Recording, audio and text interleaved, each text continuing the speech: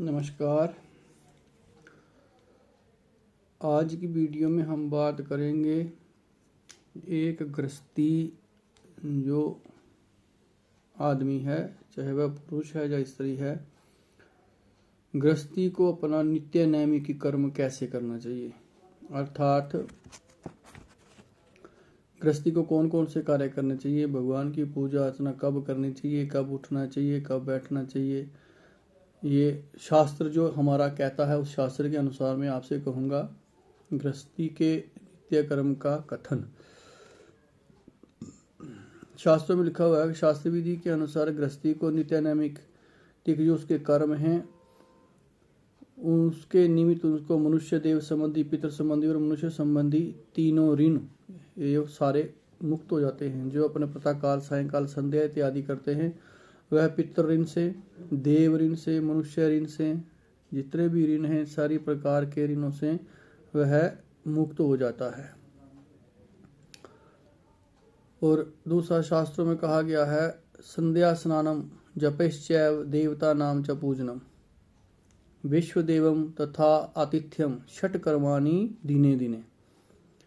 मनुष्य को स्नान, संध्या, जप, देव पूजन, बलि विश्वदेव, गाय कुत्ते कौवे को बलि देना और अतिथियों का सत्कार, ये 6 कर्म प्रतिदिन करने चाहिए।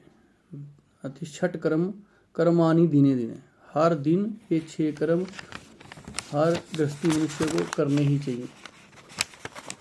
एक गृहस्थी के नियम है, उसके नियम के अनुसार ये काम करना चाहिए। फिर दूसरा उन्होंने कहा कि प्रातःकाल उठने के बाद स्नान से पूर्व, नहाने से पहले जो है वो क्या करना चाहिए, भिन्न जो अलग अलग काम करने में शास्त्रों ने उनके लिए भी बड़ी अच्छी विधि बताई हुई है। उन्होंने कहा कि जैसे ही प्रातःकाल आपकी नींद खुले, ब्रह्म मुहूर्त में आपको उठना चाहिए सूर्योदय से पहले।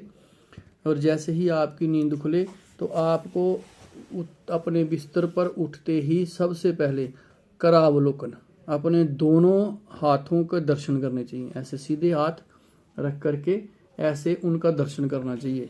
अगर नहीं भी उसका मंत्र आपको आता है फिर भी आपको अपने दोनों हथेलियों के दर्शन करने चाहिए। कराग्रे वस्ते लक्ष्मी, दोनों हाथों के अग्रभाग में माता लक्ष्मी, कर मध्य सरस्वती, मध्य में सरस्वती, कर मूल से तो ब्रह्मा, कर के मूल में ब्रह्मा प्रभाते कर दर्शनम। इसलिए ये देवता हमारे हाथों में वास करते हैं, इसलिए प्रातःकाल उठते ही इनका दर्शन करना चाहिए। और इनका दर्शन करने के लिए आपको कहीं नहीं जाना है, दोनों हाथ जोड़ करके हथेलियों से लेकर के अंगुलियों तक सारे हाथ के दर्शन करें तो आपको 5 देवताओं के दर्शन हो जाते हैं। ऐसा करना चाहिए। ऐसा करने के बाद ऐसे अपने मुंह के ऊपर हाथ फेर के ऐसे करके फिर उसके बाद भूमि वंदना, जिस भी शैया पर या बिस्तर पर आप हैं वहां से भूमि की वंदना, भूमि को नमस्कार, और भूमि को हाथ लगा सकते हैं तो लगा करके नमस्कार करें, और नहीं तो अपने आसन बिस्तर से होकर ही भूमि की आपको प्रार्थना करनी चाहिए। समुद्र वसने देवी पर्वत स्थान मंडिते विष्णु पत्नी नमस्तुभ्यम पाद स्पर्श क्षमस्व में क्या कहना है कि समुद्र रूपी वस्त्रों को धारण करने वाली और पर्वत रूपी पहाड़ों को धारण करने वाली भगवान विष्णु की पत्नी रूपी हे देवी, आप मेरे चरणों को, मेरे पाद चरणों को स्पर्श करें, अर्थात मैं अपने चरण आपके ऊपर रखने जा रहा हूँ। वैसे ही उठें। उसके बाद माता पिता, गुरु एवं ईश्वर का दर्शन करना चाहिए। मानसिक शुद्धि के लिए अति नील, मानसिक शुद्धि के लिए शौच वगैरह जाना चाहिए, तैतून इत्यादि करना चाहिए।